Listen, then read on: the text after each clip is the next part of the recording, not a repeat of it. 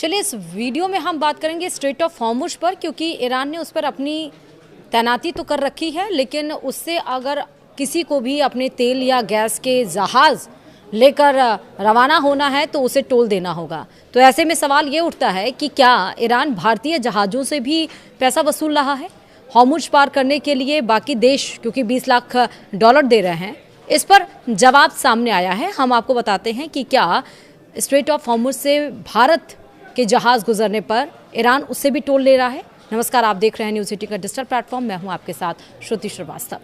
भारत ने कहा कि हॉर्मुज ऑफ स्ट्रेट से जहाज़ गुजरने के बदले पैसे को लेकर ईरान के साथ कोई बात नहीं हुई है। ईरान हॉर्मुज पार करने वाले कुछ जहाज़ों से ट्रांजिट शुल्क ज़रूर वसूल रहा है। विस्तार से समझते हैं। अमेरिका ईरान के बीच 2 हफ्ते के सीज़फायर के बावजूद स्ट्रेट ऑफ हॉर्मुज से जहाज़ के गुजरने को लेकर स्थिति अभी पूरी तरह साफ नहीं हो पाई है। ईरान हॉर्मुज स्ट्रेट से गुजरने वाले कुछ जहाज़ों से 20 लाख डॉलर वसूल रहा है। भारत इस रास्ते से स्वतंत्र और सुरक्षित आवागमन का रुख अपनाया है। पाकिस्तान में होने वाली अमेरिका ईरान वार्ता में यह विवाद का मुद्दा बना हुआ है।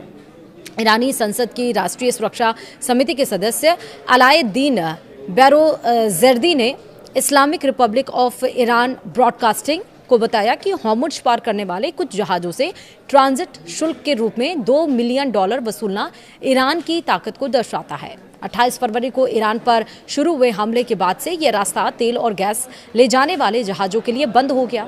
अमेरिका के राष्ट्रपति डोनाल्ड ट्रंप की ओर से अस्थायी सीज़फायर की घोषणा के बाद भारत ने कहा कि वह ईरान से हताहतों की संख्या को लेकर बात नहीं किया। भारतीय विदेश मंत्रालय के प्रवक्ता रणधीर जायसवाल ने कहा कि हॉर्मुज स्ट्रेट पर टोल लगाए जाने की खबरें हमें भी मिली हैं। भारत इस रास्ते से जहाज की स्वतंत्र और सुरक्षित गुजरने की मांग जारी रखता है। हमने पहले भी यही बात कही है।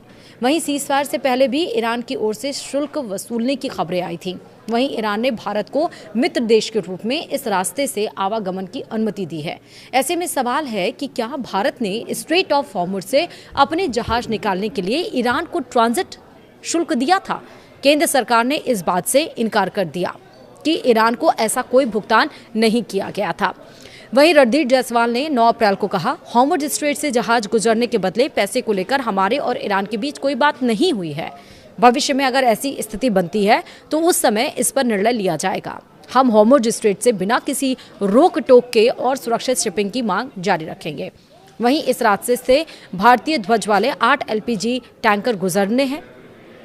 भारत अपनी गैस और तेल आपूर्ति के लिए मिडिल ईस्ट पर अत्यधिक निर्भर है, जिसमें से 90% तक आयात किया जाता है। इसका मतलब साफ ये है कि जहां ईरान सबसे टोल ले रहा है, टोल टैक्स ले रहा है, और इस्लामाबाद में, पाकिस्तान के इस्लामाबाद में जो कल यानी कि 11 अप्रैल को, जो शनिवार को जो मीटिंग होने वाली है सीज़फायर को लेकर शर्तों के साथ, उसमें ये भी एक अहम मुद्दा है, क्योंकि ये बात खटक रही है खासकर पड़ोसी देश पाकिस्तान, पड़ोसियों को कि आखिर, और अमेरिका को भी करके, आखिरकार ईरान भारत के से टोल टैक्स क्यों नहीं ले रहा है? स्टेट ऑफ हॉर्मुज पर उसने निगरानी बढ़ा दी। उसने कहा जिसको भी अपने जहाज निकालने हैं वो टोल टैक्स दे, और इस पर अमेरिका ने भी कह दिया, डोनाल्ड ट्रंप ने, कि अब अमेरिका किसी की मदद नहीं करेगा। जिससे भी स्ट्रेट ऑफ हॉर्मुज से अपनी जहाज गुजारनी हो वो अपनी सहायता स्वयं करे या फिर टोल टैक्स करे या ईरान के शर्तों को माने। तो इस बीच ईरान इतना मेहरबान भारत के ऊपर क्यों है? ये डिप्लोमेटिक रवैया होता है, ये होती है राजनीति, और ये होते हैं आपके फॉरेन के साथ रिलेशंस किस तरह और आप कैसे मेंटेन करते हैं, जो भारत इस समय कर रहा है। फिलहाल वीडियो में इतना ही। नमस्कार।